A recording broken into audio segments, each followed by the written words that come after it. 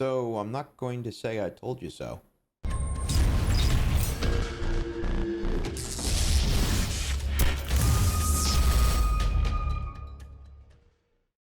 I told you so? Okay. Okay, gamers. Let's break this down. I'll take the two topics to talk about. There's the Archepass, which is the elephant in the room, and then there's the Chronicles update, which is less controversial, and we'll talk about that one first. So coming October 15th, which is in a day and a half, a little bit late to this video, is a pretty sizable content update. So specifically, they're calling this the Chronicles update. So there's a new story quest, which is 28 story quests. They're calling lore heavy. We'll see what that means in the world of Archeage. I'm still looking for lore in this game.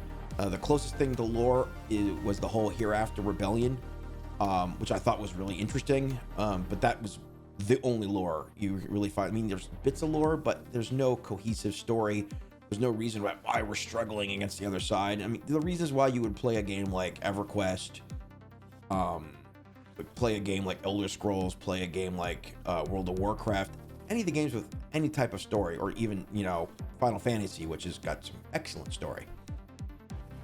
So, new story, new quests, new quest line, starts in the Hiram, supposed to be lore heavy, we'll see.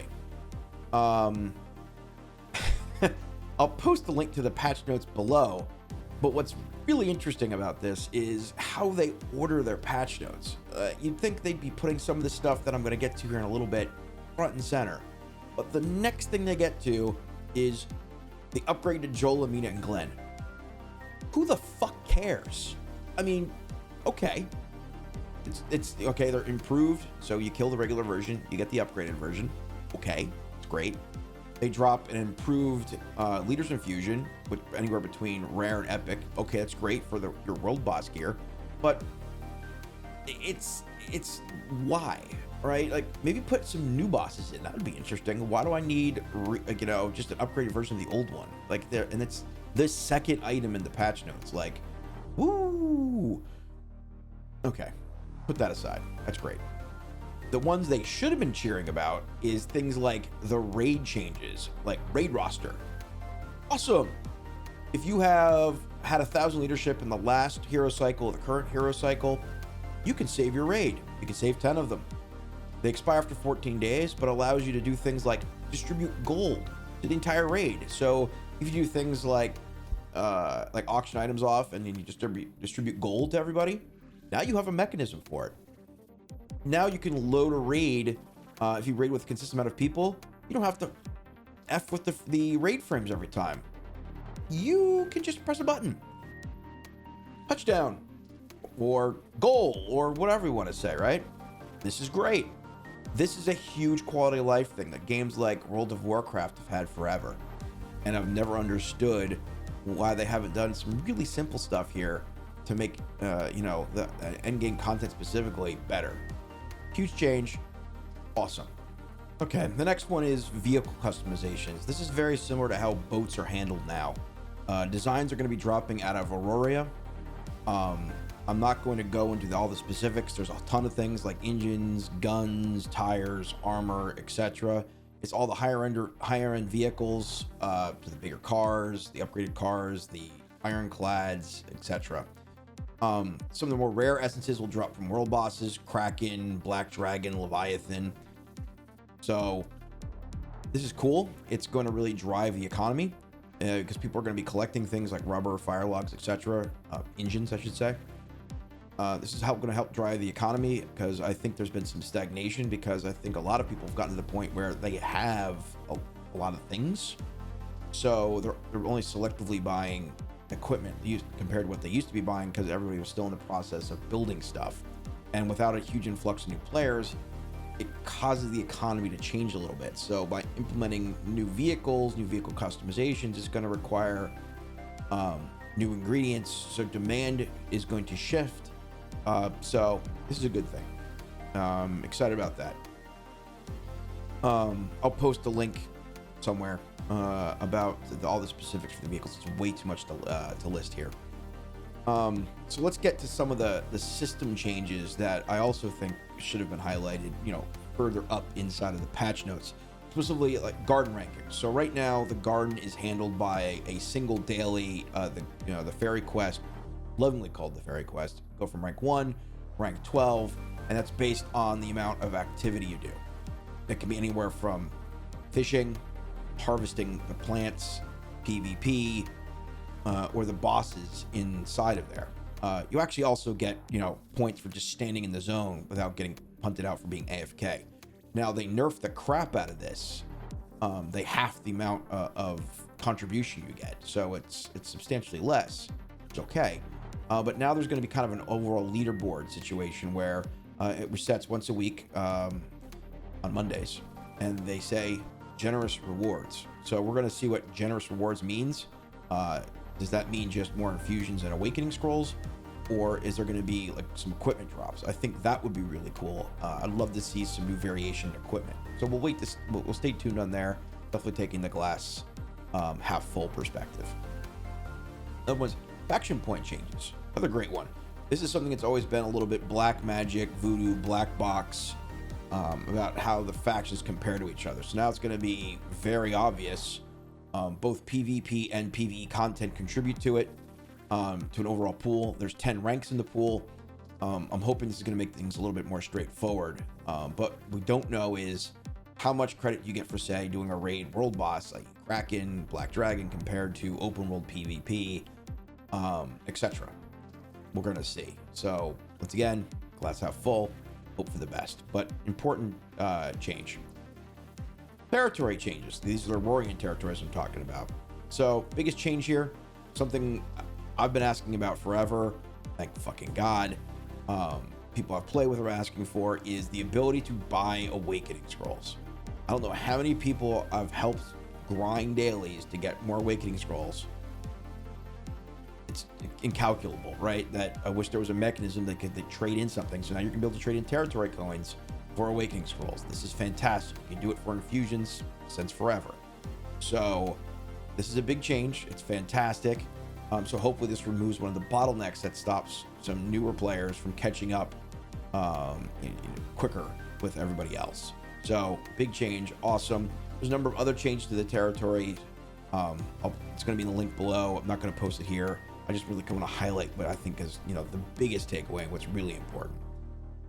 So the last really change on the patch before we get to the Archepass is the skill and balance changes when it comes to the actual characters, right? So the biggest one here is the Archer class.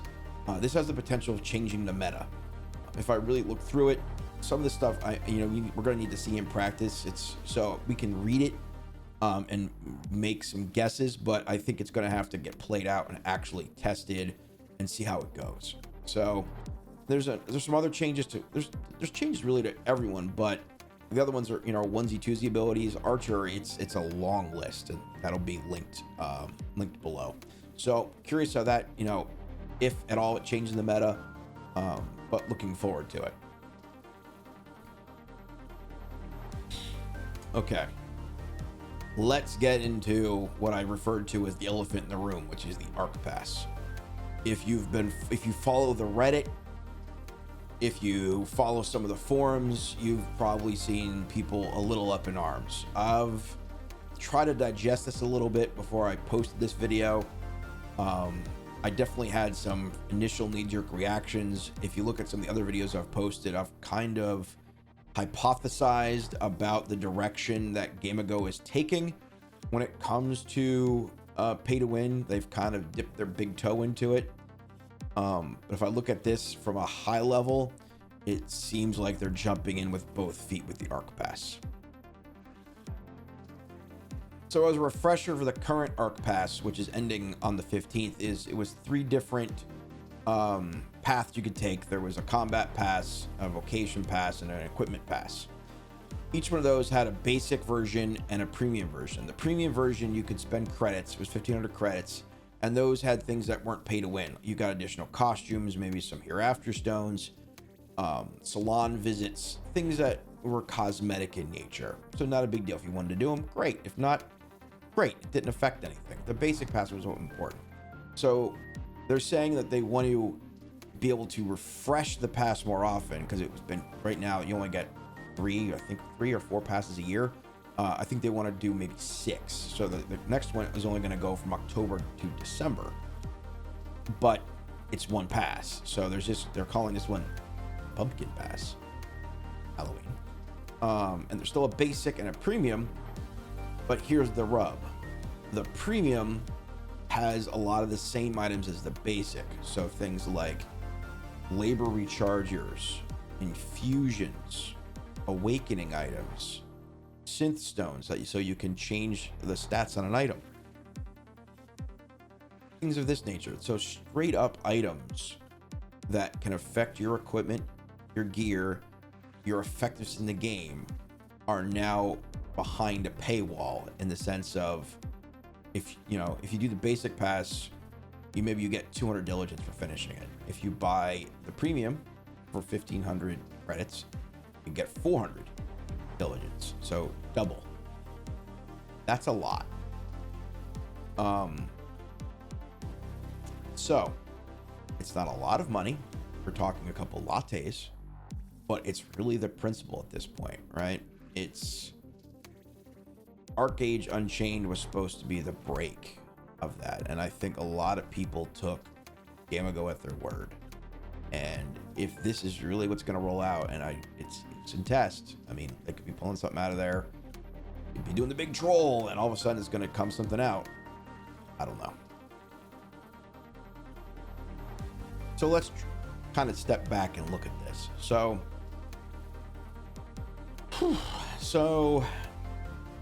on one hand, I'm really disappointed that they're going in this direction. When they launched this, they came out, the producers said, this is what we're going to do.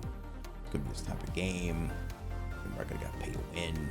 It was great, right? I think a lot of people were charged because they love the idea of Archeage, some of the systems, but the pay to win was, there was the pay to winners and there was everybody else. And it really became a have and have nots. So how they're kind of backdooring this in is a little frustrating, right? And so they started out with, it was like a single labor recharger, then they added some other stuff, and now they're adding a whole bunch. And as you see here, it's a lot, right? So, and is it stop here, or does it keep going, right? When does it get to the point where you can dual wield MasterCards and you level your way up to top 5 in the server? I mean, is that the end game? Because that'll ruin the game, right? So I don't know. This sucks, right? I don't know how else to beat around the bush. I'm disappointed. I know a lot of other people are disappointed. I mean, I got a ton of grief when I was starting to call. A couple videos I made that they're moving in this direction, but I feel a little vindicated that this is where they're going. Sucks, but it seems like where they're going. So what do you think? Is it pay to win? Do you care?